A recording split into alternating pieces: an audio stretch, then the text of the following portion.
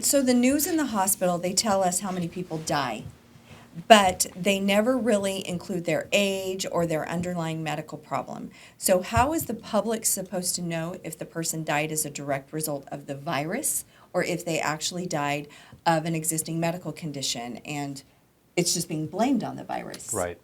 Yeah, and it's a good question, and I do understand that it's frustrating for the community, particularly if we could know if there is a theme, underlying conditions that a high proportion of patients that died from it, if they had a particular underlying condition that could be known by the public so that they could be more cognizant and more self-aware, like I really need to worry because I have that condition. And so I certainly understand how that could be important information for people.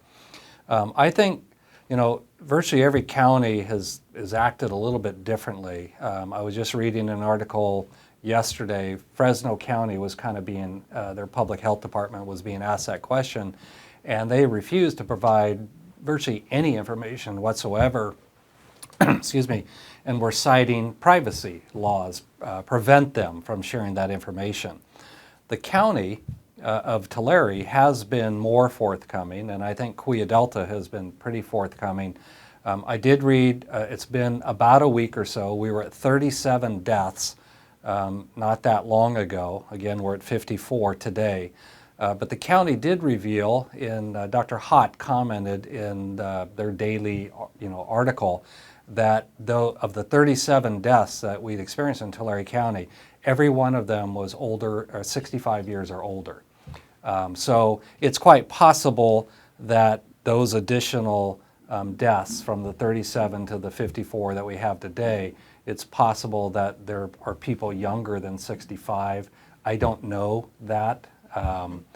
But they may share that information in the near future. But so far, what we know from the county is that all the deaths have been in people older than 65.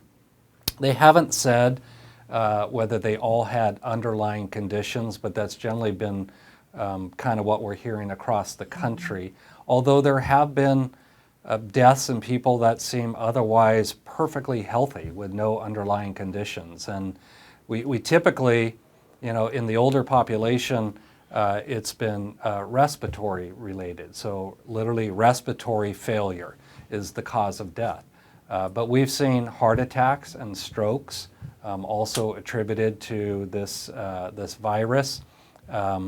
But did those patients have underlying heart conditions? Hypertension, congestive heart failure, other underlying conditions. And I can understand that again from a privacy standpoint, they have to be very careful in terms of what they share there. But we'll continue to kind of push the envelope to see if there's at least some general type of information, and we can work with the county to see if that might be something without disclosing, Right. individual identities to be able to, are there some underlying themes? Right, because I know that deaths are in the population or in the demographic of 65 and older, but I believe you said last week that a lot of the positives now are coming from a much younger. Oh, yeah. Yeah. Yeah, I mean, I would say 50% of the positive cases are in people younger than 40 years old.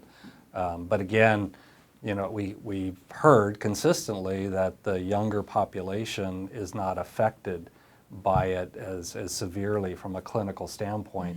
Many of the asymptomatic, positive but asymptomatic, that they have no idea they even had it, tend to be in that younger population.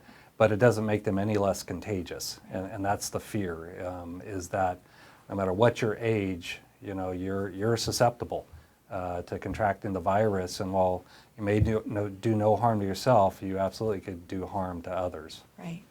Right.